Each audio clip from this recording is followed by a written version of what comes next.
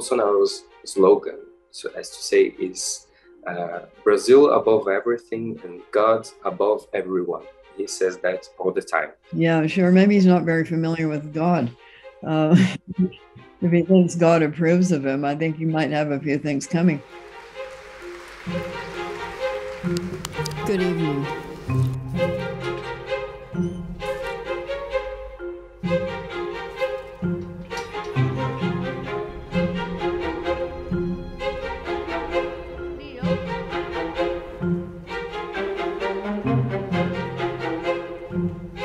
Since he lost re-election last year, did you feel something similar to relief? Well, immediate relief. Okay, immediate relief. A lot of anxiety around the invasion of the Capitol. So yeah, it was a close call. And it's not over. It's not over. And I don't know why people don't understand that attempts are being made to destabilize the United States, cause chaos, weaken its position in the world. And those attempts have been quite effective. You have mentioned several times that you had a rule while creating the word of Gilead, that everything should be based on historical precedents. And I was wondering if your idea about the outcome, the end of Gilead, is also informed from history. Yes, it may be a bit optimistic. It's not the end. We don't see the end of Gilead. We don't even see the beginning of the end. We see the end of the beginning. I think there are two opposing poles in our desires, and one is to have some kind of order so that we can at least function and know what the rules are. Otherwise, it's just chaos, and then you get warlords and gangs and just mayhem. So, and then a guy comes. Then after the French Revolution and the Thermidorian reaction, Napoleon comes along and says, "I can get some order into this for you." Unfortunately, he was a bit too fond of invading things. But yeah, it can get addictive. So then you get a Napoleon. And if you have too much chaos, whoever turns up and says, "I can solve this for you, you just have to do what I say," is going to get a certain amount of followers, because people cannot live in sustained chaos. You mentioned sustained chaos, and that sounds like a lot like the moment we're living right now in Brazil. Yeah, that's more like an authoritarianism, not a sustained chaos. People probably elected him because they felt things were too chaotic.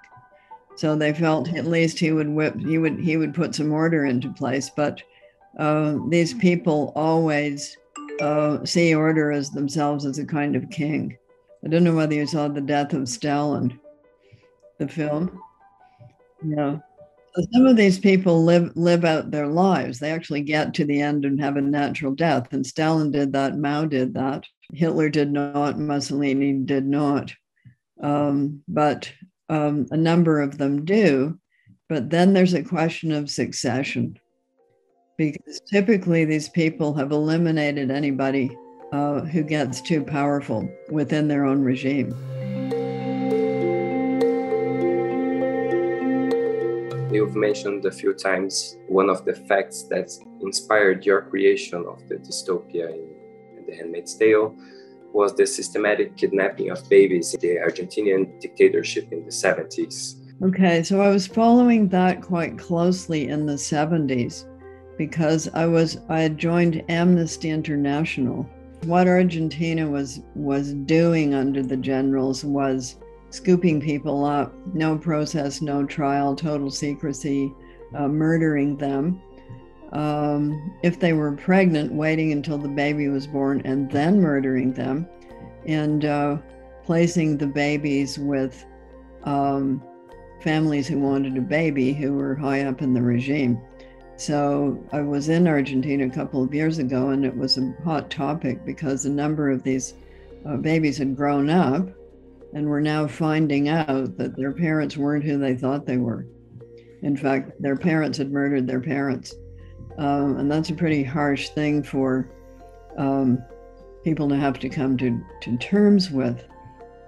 It's the grandmothers who kept the topic alive, and I'm kind of surprised they weren't all shot, but they weren't. I guess that was a step too far. Some criticism that has been directed to the Handmaid's Tale saga is that it takes from oppression that Black women suffered in America during slavery, such as systematic rape and dehumanization and separation from their children, and turned it into dystopia mainly for white women.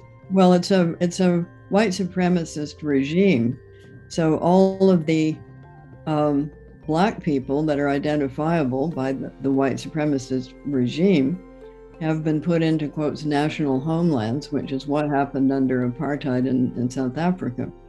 But this kind of treatment of people under slavery is not limited to the United States in the 17th, 18th, 19th, and centuries. It goes way back to slavery in general, which was the institution that caused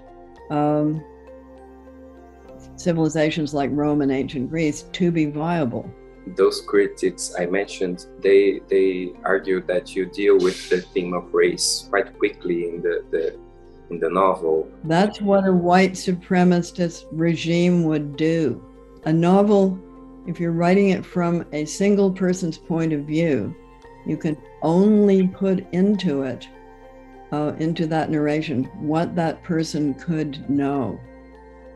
So if it's in Gilead, if it's a woman, number one, can't read books, can't read newspapers, can't read magazines, television is controlled. Where is she going to get the information?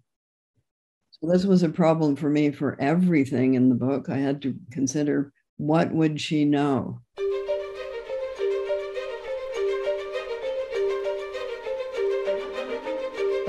Why did you feel the necessity to sign that manifest? Why would I not? Do we want democracy or do we don't want democracy? If we don't want democracy, fine. What do you propose instead? You can have authoritarianism, you can have totalitarianism, you can have chaos and mob rule. What do you want? And if you don't want fundamental justice, if you don't want open debate, what do you want instead? I bring this as a subject because the letter provoked blowback from people who accused its writers of speaking from a privileged position and dealing poorly with criticism to themselves. So what? That's not an argument. It's just a personal criticism. It's just saying, nanny, nanny, nana, you're a bad person. It kind of doesn't matter if you're a bad person or not. What we're talking about is processes,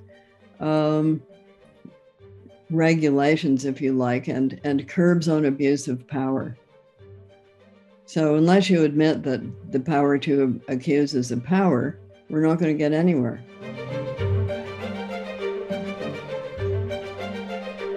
In the 60s, it was pretty much men making the decisions.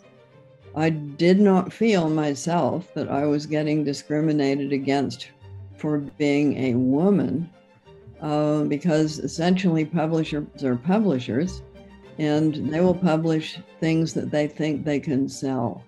And you saw women coming up through editorial and then achieving more executive power. So the head of the publishing company in Canada that I deal with, that in the 60s I was dealing with a man, I'm now dealing with a woman. It's still true that publishers will want to publish books they can sell. So you're also seeing a change in readership happening. And has that gone too far in the other direction? Are male readers being underserved? Your books have frequently been impregnated with the idea that writing is an act of hope. Does that apply to every book? Is every book an act of hope? It always is. Because even if it's a book of which we thoroughly disapprove, Mein Kampf, for instance, is a book. So it's no good saying that books are universally these wonderful things that will spread joy and light, because that's not true. So yeah, I think you have to be, even if you're a very gloomy person, you have to be motivated on some level by hope, because writing is always time travel.